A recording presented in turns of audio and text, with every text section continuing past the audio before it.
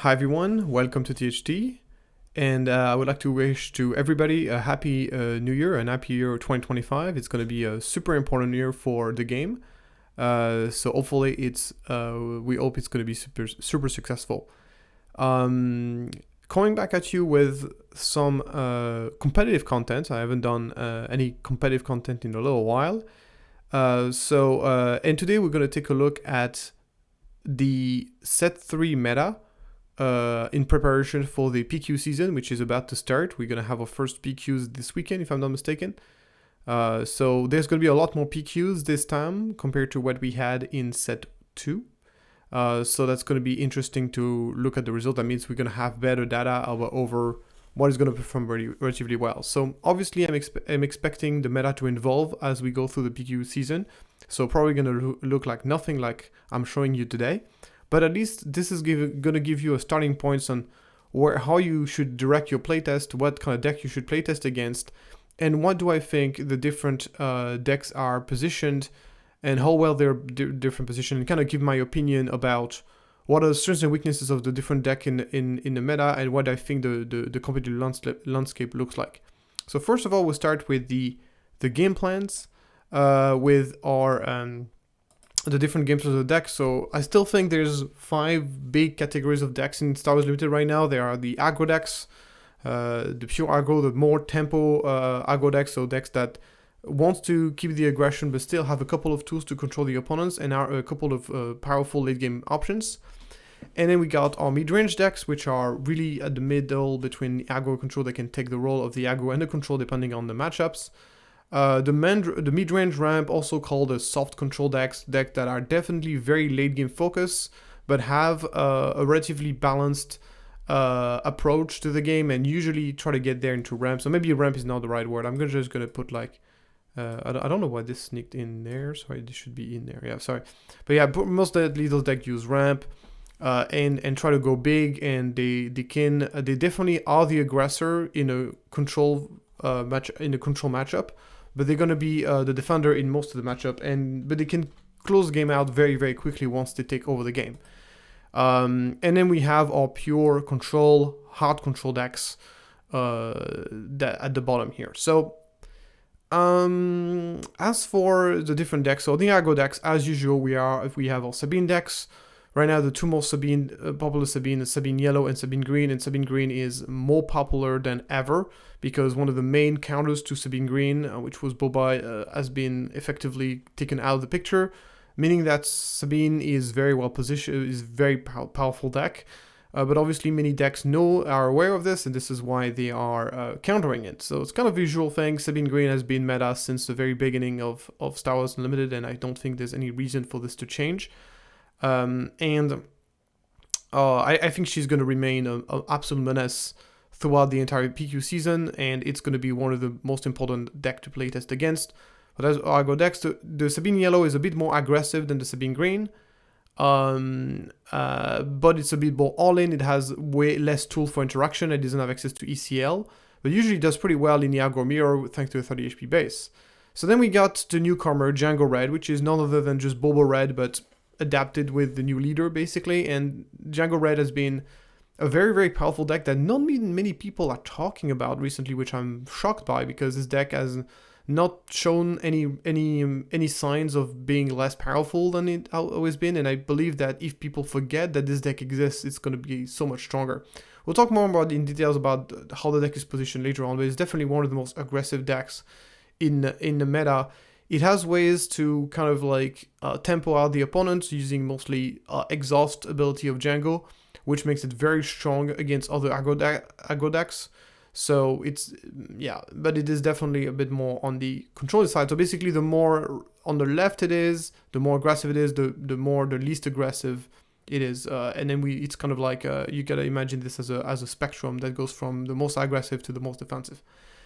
Then, as far as the tempo decks are concerned, we got our Quinlan Red, which has been really popular, especially recently. And generally speaking, yellow-red heroism decks have been quite popular. Whether even with Hanren from the Super Racers, I've shown like a Hanren deck. We've seen obviously the Anakin Yellow as well, and the Quinlan Red. So there's a lot of options for in this color combination. There's been a lot of gray, yellow, white cards. Deck is quite aggressive, but does have some interaction, of course, with Tark in Town and a couple of late game cards. Definitely more leaning towards the mid-range part. We got the Cad Bane, which is definitely more late game focused. We have a leader that deploys on 6. We got a couple of 7 health units like Cad Bane, the new Cad Bane units, but it still remains a deck that has the opportunity to be extremely aggressive. So for me, it's still ranged in the tempo. And then we have obviously our Hold Hand Yellow, which is still very much meta. Got a lot of new tools from the new set, but once again, a relatively proactive deck that is able to put a lot of pressure. Then more on the mid-rangey side of things, we got Anakin, probably the most aggressive of the mid-range deck, as it's a deck that is really capable of being super aggro. Whenever the Anakin's deploys, can really kill you in a couple of hits, and I think that's like the main difference between Anakin as a leader and Rey. Rey is definitely a lot more defensive with the Tark in Town to get control of the game early, while Anakin is kind of like giving up the control of the game early on in order to smack much harder later on. And definitely more on the control side, we got Yoda Blue, which is definitely more defensive, a lot of ways to heal, a lot of defensive units, but still has a couple of like very aggressive play that is able to make thanks to You're My Only Hope, can cheat like a Ki-Adi-Mundi into play as early as turn 2, and that kind of thing that can definitely make the deck quite aggressive when he wants to be, and when he has the opportunity to. Then of course mid-range ramp, we still have our traditional Krennic / Kira deck, so right now, people, like, it's not entirely clear. Kira was definitely the better mid-range control deck in set 2. But Krennic got a lot of new additions, notably the 2/5 for 2 that takes damage, that turns into a 3/3 for 2, which is basically a Battlefield Marine for Krennic. This has been pretty strong. Unfortunately, it gets out-countered by Tark in Town, which sees heavy presence in the meta. So maybe for that reason alone, Kira's still going to see more play over Krennic in the upcoming season, but I decided to include the both of them because they are both, I would say, quite neck and neck in terms of popularity. And those decks, obviously, they've been here since the beginning of the game. They pretty much play the same thing. They are as many versions of this deck as there are players who play it. It's really a deck that has a lot of different possibilities and different options, and this is what makes it particularly difficult to build. And then obviously on the most, even more late game focused, we have our Cunning Palpatine, which has the potential to kill people very quickly once it gets to its turn 8. But overall, of course, a very defensive deck that is going to try to ramp into the new cards. And then on the pure control, we got the control Palpatine Blue, which is very control focus. Despite playing greens, playing a couple of units that can take on the aggression, and still going to be the aggressor in a matchup against other hard control decks, but it has definitely leaned towards a lot more control. We see a lot those decks completely giving up on the aggro matchup, which they know they can't win anyway, and really lean towards not even playing Barrage. Some of those versions don't even play Barrage because they play so few units, and really leaning towards the Super Laser Blast and the lots of removals, and then Palpatine deploy to kind of take over the game. So yeah, I can definitely put this deck in mid-range control or control depending on the version. I decided to base myself on the version of Howard Williams, which was definitely very control focused. And then we got, of course, the Bossk Blue, which is the, in my opinion, the best hard control deck right now. It's very versatile, can kind of beat everything. And a very powerful deck that requires dedicated sideboard cards to be dealt with, and one of the most controlled deck in the meta. And then finally, then those are like, I kind of put this in all like a big category of like villainy, cunning, blue control decks. So it's hard to put them in one box. Obviously, Palpatine Blue much more aggressive than the other two because you have to play units to be able to flip Palpatine from one turn to another. While Idens and Thrawn, there's mid-range version, that the one that I feature on my channel, which is definitely more on this category of decks. While you have the Hayden, which is definitely, but there are versions of Thrawn which are very, very controlled. Some are insanely late game focus. It really depends on the version. But overall, I'm just putting a categories of like generally villainy, cunning, vigilance decks, which are, I think, a particular place in the meta, which I think is interesting, that I would like to mention. So as far as like my tier list, this is kind of like the tier list of what I think. This is not necessarily a tier list in terms of power level. It's something I repeat every single time, but tier lists are not a marker of power level. They are a marker of popularity. So that's the difference. All the decks that I'm putting in there are competitive decks, which I think have good chances to win a tournament and can win a tournament. However, what I'm marking here is the level of popularity that I'm expecting those decks to see play in tournaments. So it's a very different thing. And this marker of popularity is very important because I believe that it allows you to kind of tune your playtest so you know what you want to playtest against in order to fine tune your deck and kind of like and kind of work on the deck and see and test if your deck is capable. So those decks here at the top here should be the deck you're going to be prioritize playtesting, and maybe the one at the bottom is going to be the one you're going to be purchasing least. Obviously, I kind of narrowed down the meta. There's obviously many other decks that can potentially be very strong, but those are really the most important ones you're going to encounter. So starting off here from the top, we got Sabine Green. I think this deck is going to be very popular for multiple reasons. People love to play aggro decks. Aggro decks have always a tendency to be overrepresented. It's a deck that people are very, very familiar with. They've been playing this deck since set 1, so they are likely to be wanting to play that deck again for big tournament. They're comfortable playing this deck for long tournaments as well, which PQs are, they are one-day tournament, but they're one-day tournament with a lot of rounds, so that means they are particularly daunting and pretty long tournaments because playing a full day plus a top 8 here can be very, very tiring.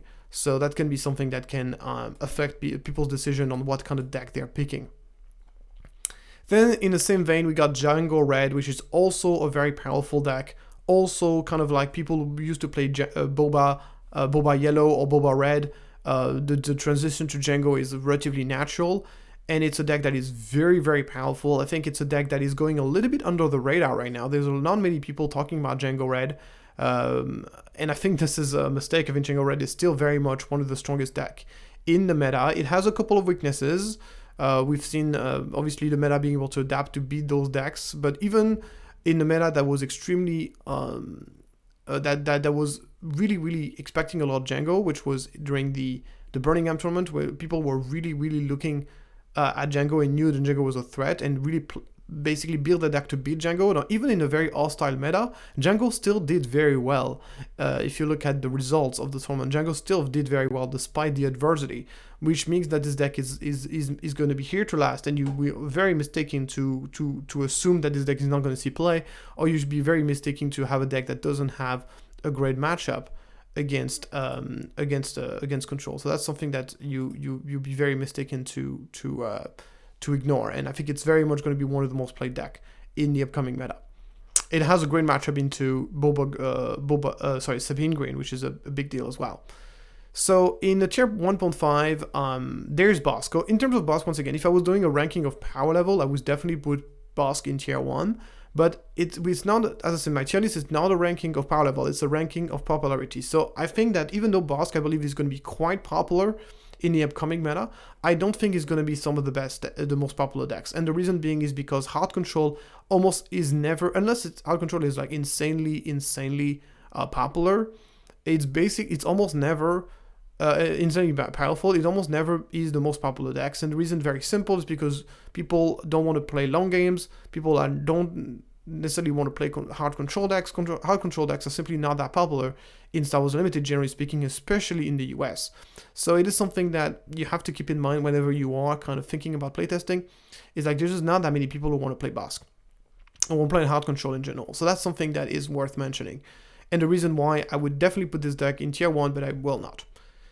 Then we got, so it's a deck that's going to be very powerful. I think it's going to look pretty similar from the one I played in Birmingham, but with what being said, people are probably going to try to prepare a little bit more for the mirror match. So, but that's pretty much going to be the deck. It's going to have game into anything. The only problem, whether Bossk is going to be successful or not is going to be coming down to the pilot, and it also comes down to how well prepared the other decks are. There are certain decks who have excellent matchups against Bosk, but they're not super popular right now. Mostly thinking about Han Yellow, and basically Cunning, Villainy, control decks are really strong into Bosk. But basically, I would say that those decks are not super popular, so that's something that has to be taken into account. And I think that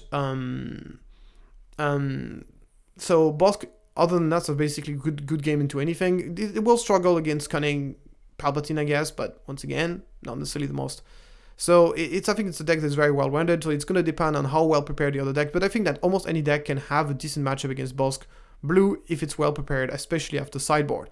So whether Bosk is going to do well or not, it's going to depend on how well prepared are people for the hard control, but obviously preparing for the hard control has always consequences, and it means that you usually have to give up on other areas.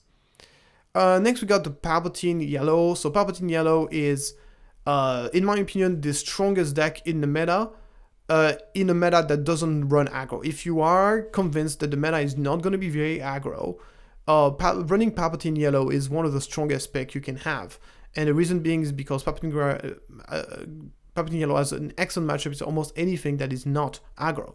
Unfortunately, aggro are some of the most popular decks.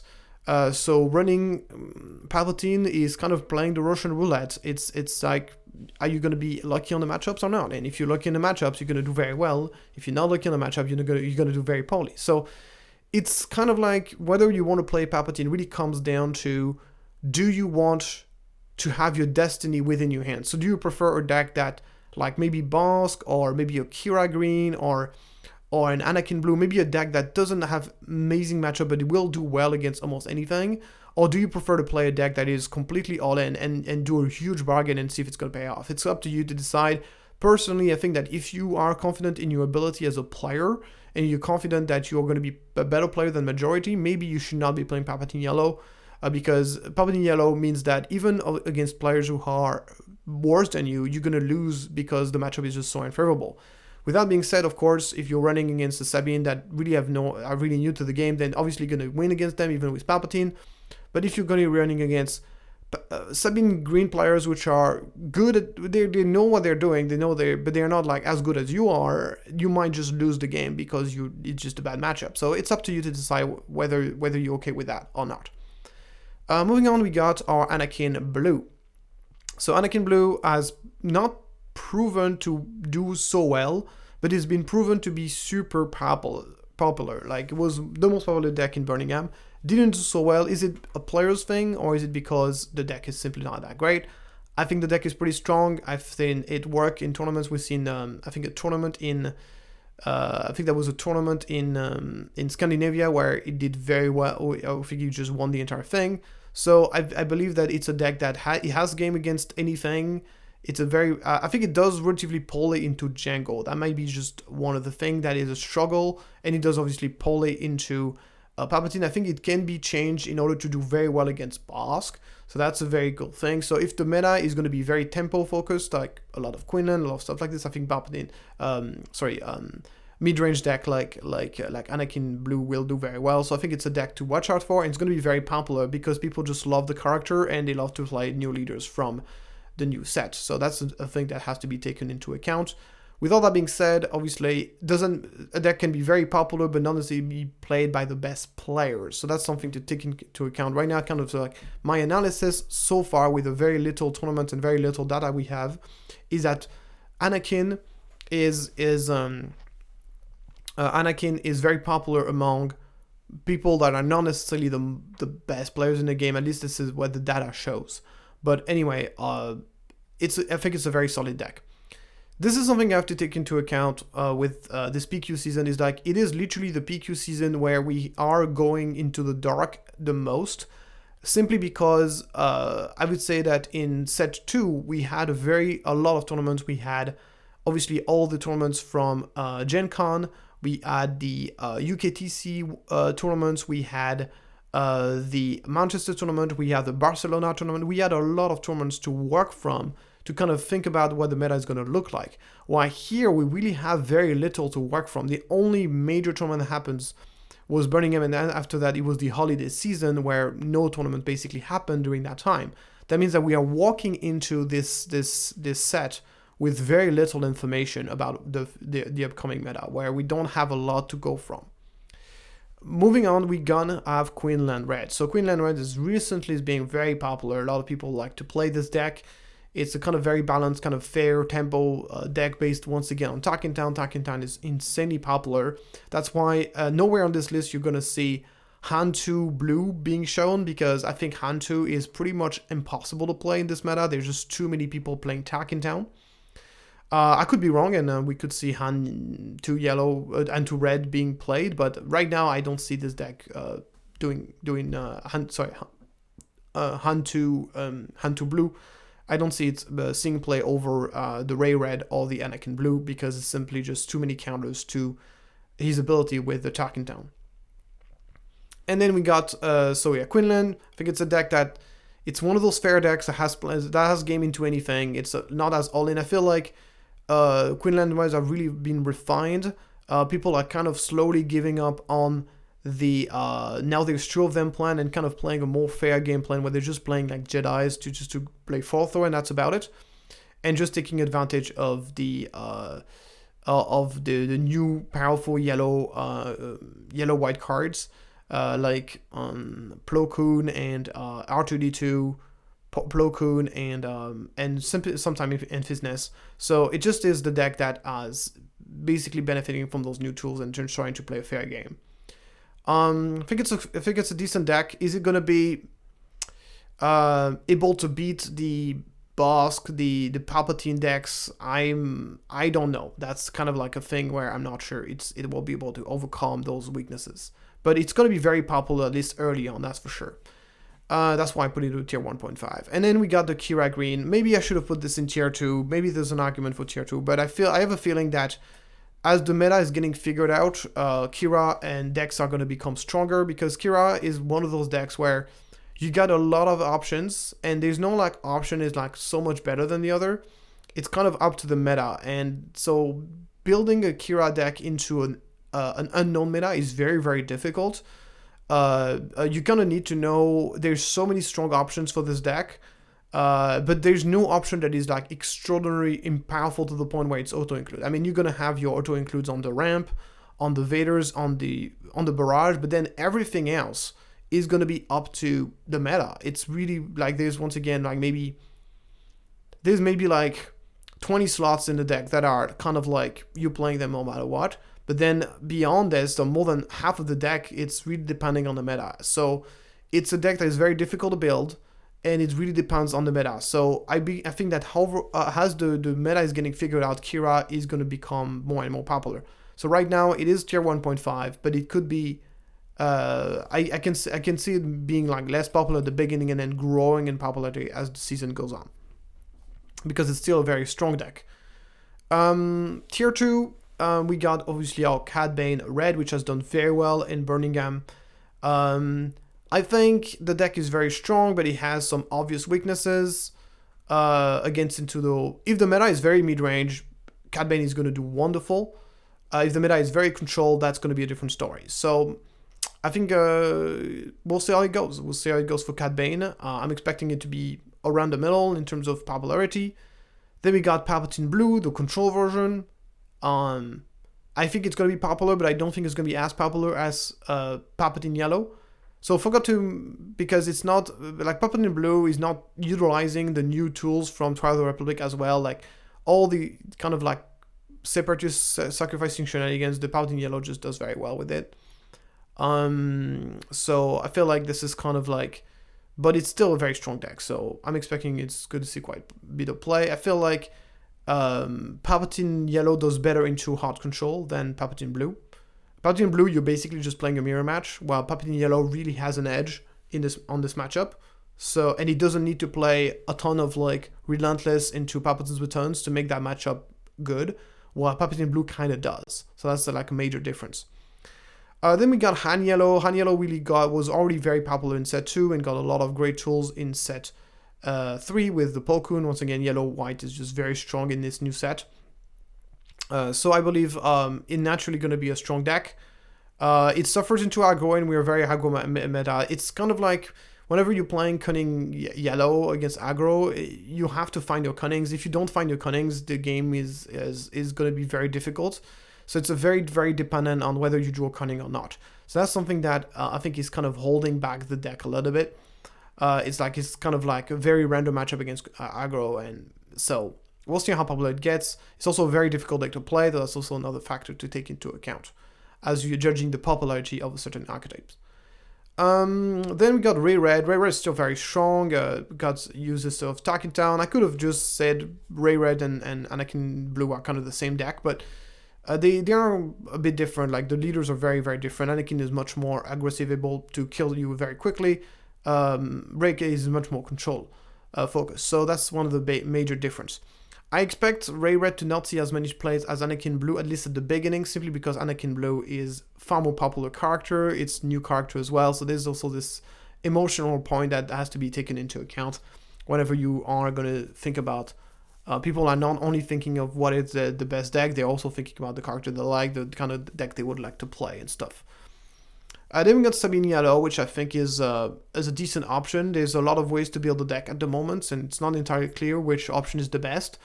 As we know, Cunning Heroism has become a lot stronger in this new set, so there's a lot of cool things to work on. I expect this deck to see a decent amount of play, but obviously it's not going to be some of the most popular decks. And then some decks that I think have some games into the meta, but are going to be less popular. We're talking about those kind of like Cunning Vigilance, Cunning Vigilance, Villainy control decks. Different flavors of it. It's going to be a little bit difficult to know which version is going to see any play, but those decks have proven to be quite decent, and I think that they have a great matchup into the hard control decks. It's almost auto win if you are playing a deck like this and you're playing the full set of Bazine, Bounty Hunter Crew, and Vigilance, and you're running into a boss deck, you almost auto win. So that's like a big strength of the deck, and the deck obviously has many other qualities in different matchup, will do well against mid-range deck. I think the main weakness of those kind of control decks over a traditional Bosk control is like Bosk is able to get double redeem on the heal, has much better set of removal thanks to red, so Bosk will do better into aggro by a lot compared to those decks. And since the meta is very aggro and expecting Bosk, I still believe Bosk is the best hard control. But if you're expecting a very, very hard control meta, then maybe this is a good pick for you.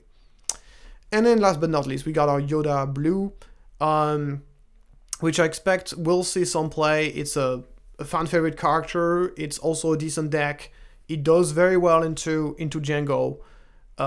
So there's a couple of cool things going for it that I think is deserving of attention. So as far as obviously, like, in the Quinlan, of course, Quinlan, like, basically, heroism, cunning, aggression has been quite popular recently, and I think it could be either something with Quinlan, but it also can be with Fennec. We saw Fennec Shang, Fennec Red, and we also, of course, saw Han.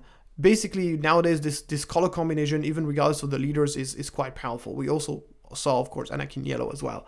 So I can see this deck taking many different shapes, but they all kind of do the same thing. They're all kind of this tempo aggro deck that has pretty good aggression and is running some hand disruptions with obviously with I forgot the name, with Spark of Rebellion, Fourth Row, Kira, and obviously maybe Pillage and Sideboard and that kind of stuff, and that makes the deck quite good. Anyways, I hope you guys enjoyed this video. If you like the video, please leave a like and subscribe. This is pretty much my expectations on what I think the meta is going to be leading on to the PQ. I hope that there's going to be many other archetypes showing up and doing well. There's definitely some archetypes from set 2, maybe some Kylo Ren super aggressive deck. Maybe we're gonna see a resurface of those Gar Saxon blue aggro decks. There's like a lot of different options that are available, and I'm excited to see which one are gonna prevail, and if there's gonna be new archetypes or brand new things. I don't have a lot of hope, but maybe exploits, coordinate archetypes, especially exploits, because I think coordinate, I think we can all agree there's no hope for this to ever be competitive. There's going to be a few coordinate cards. Obviously, Plo Koon is going to see a lot of play, but outside of this, I'm just not hopeful that coordinate as an archetype is going to see any play. But maybe some exploit archetype will show up and be quite nice. So this is something I'm quite excited about. So yeah, and we'll see how it goes. I think the first PQ are gonna be this weekend. That means you can expect my first PQ report at the beginning of the next week. Thank you so much for following that video, and I'll see you next time.